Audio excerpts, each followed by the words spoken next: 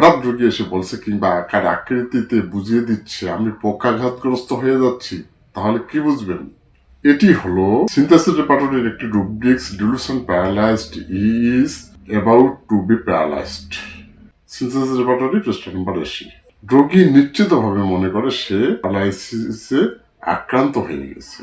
আরেকটি rubrics paralysis of synthesis repertory পৃষ্ঠা নম্বর 124। এখানে রোগীর ভিতরে একটি গভীর ভয় কাজ করে, সে পক্ষাঘাতগ্রস্ত হয়ে যাচ্ছে। রোগীর ভাষ্য, ডাক্তার সাহেব আমার হাত পা অবশ হয়ে যাচ্ছে, আমি আর মনে হয় চলতে পারবো না। দেখুন, এখানে ডিলুশন এবং ফেয়ার দুইটিই আছে। এই দুটি রোগীর একত্রে বলে ঔষধ দ্বারা সিপিলিনাম সঠিক লক্ষণ ধরতে পারলেই সঠিক ঔষধ পাওয়া যায়।